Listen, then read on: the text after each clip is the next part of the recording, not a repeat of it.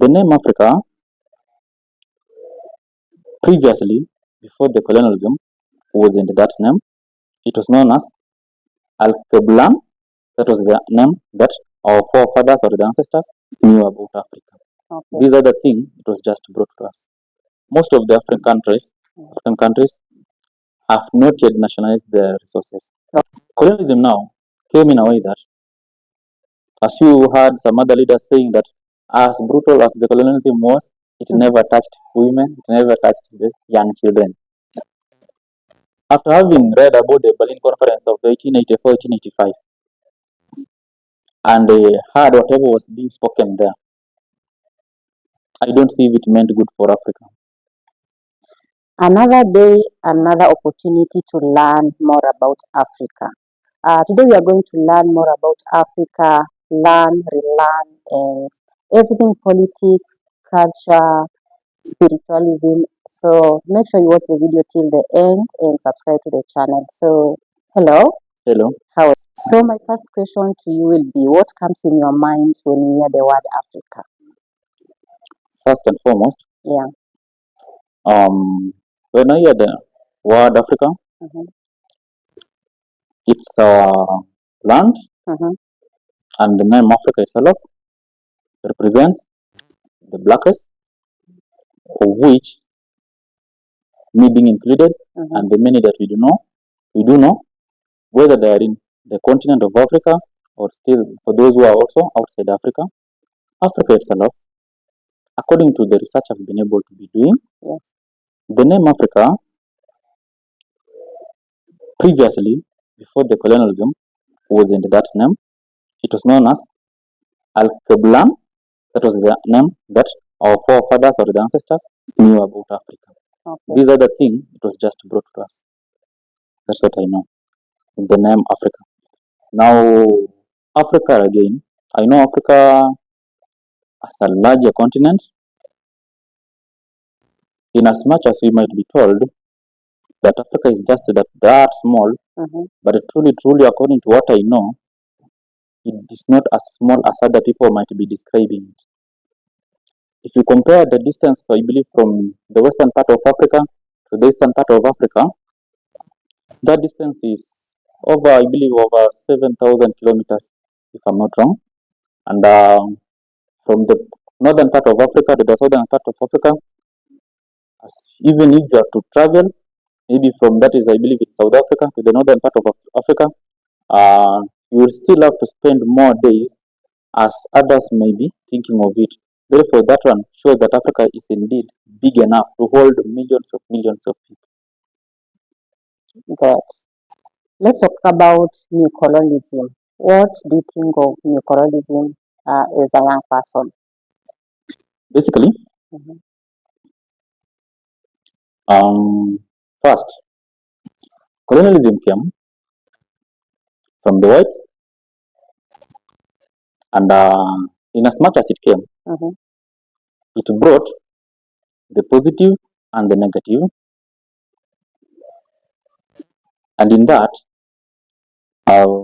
we were able to receive the formal education Yes.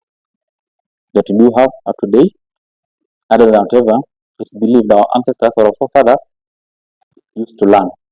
Now, colonialism now came in a way that, as you heard some other leaders saying, that as brutal as the colonialism was, it never touched women, it never touched the young children. You can get something from that, that with the colonialism that came, it was not something that the Africans were to be happy of. It means people had to go through hard times than whatever they were used to do. After whatever had they had to do and did, and they went, they did not just leave us free, as many people might be thinking. Because I was thinking of something. If truly, for example, this country of ours, Kenya, Mhm. we attained independence in the year 1963. Yes.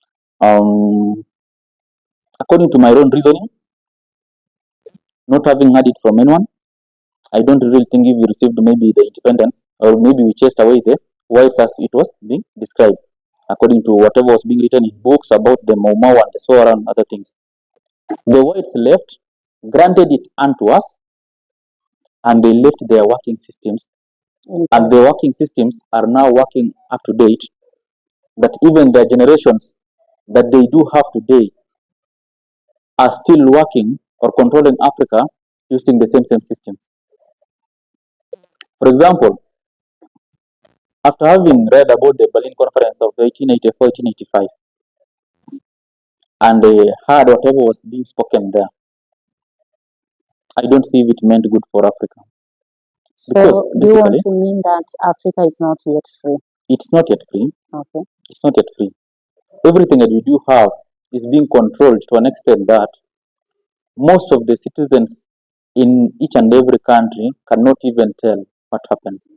That's according to how I reason. Okay. Because take this scenario. After they left, yes, they might have left, but the systems they left behind are still working for them. Because whatever they aimed and attained to do was to erode our subconscious part of the brain. That's the upper part of the brain.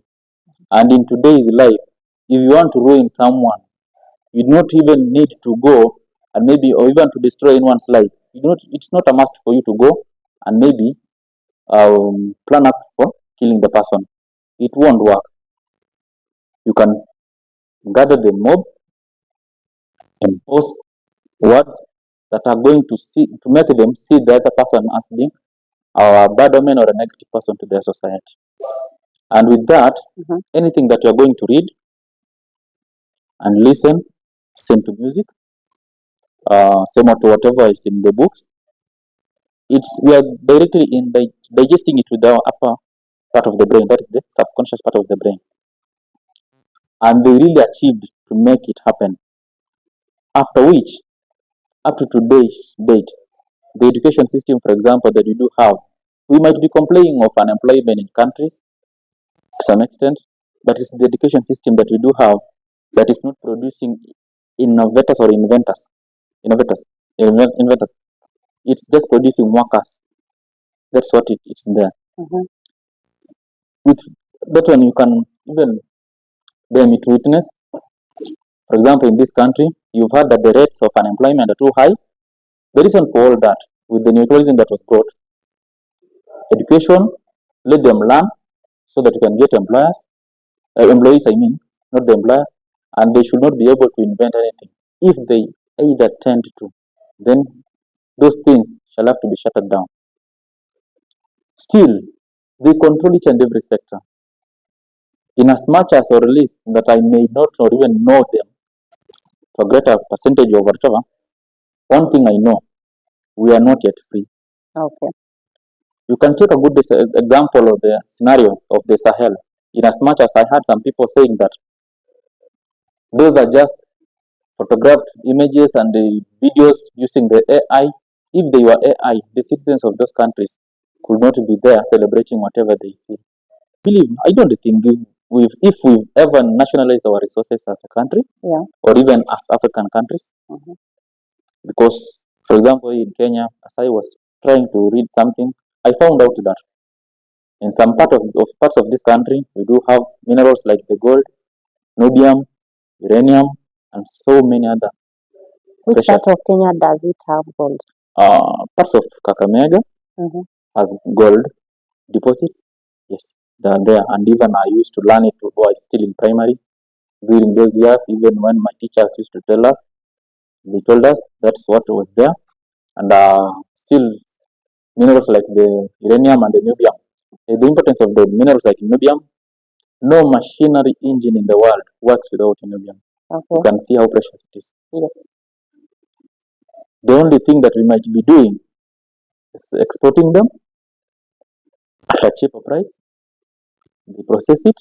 If maybe we need it, they'll have to bring it in other form of products, maybe in form of machinery and other things, because it's business. We do not have a win-win for that, neither a 50-50 win. Touched something about the minerals, huh? Yes. We have most of the most precious minerals in Africa. Yes. Share with us some of the countries we know have gold, and also we can touch about Congo, what has been happening in Congo, the fights with the M23 and the government, and also Rwanda. Share with us what you know about the minerals in Africa. When it comes to minerals, And also I can add something. And do you think the minerals in those countries help the common people, the common mwananchi, to improve their everyday life there? first, he told you most of the African countries have not yet nationalized their resources or their minerals. So, in as much as we do talk of minerals, Congo is described as the most richest country in the world. The estimate value of the minerals found there is of maybe nearly 12 point something trillion, according to what I read. And as you can see, the fights that are ongoing there, it is assumed, because I've never been to Congo, according to what I read, terrorists are the ones terrorizing the lives of the citizens, thereby causing peace and stability. And with that, if you apply your own reasoning, these terrorists, they don't have industries, they don't have places to take those things, but they are busy killing people, chasing them away, creating spaces maybe for other people to go and exploit those resources. Those resources might not be there to benefit the citizens or the people of such regions. Because number one, as I told you, most governments have nationalized their resources. Number two, most of the people in Africa are not even aware of whether they own those resources or not. For instance, if you were to conduct research, maybe in 1 to 20 people, 3 people or 2 might be aware of whatever is in their country. Other people are not aware of whatever is in their country. The level of education or the system of education that they receive didn't allow them to know whatever is in their countries. As other countries might be putting more effort in the practical part of study, Africans were busy putting part or strength in the theoretical part, of which I don't feel if it's good for us. Countries like the Sahel states, those countries, you have the Burkina Faso, Niger, Mali, and the other West African countries that you saw them having revolted against the leaders, and they defy the so-called democracy, and they decided to put on their own leaders. According to what I see, I don't feel if those leaders are bad. They are extremely good, because if you are a leader in any part, be it even in church, you have to ensure that those people, if it is in a church, the congregants must benefit from your leadership, and they should never complain. If anything negative was to rise up, the same people are the one who are going to protect you.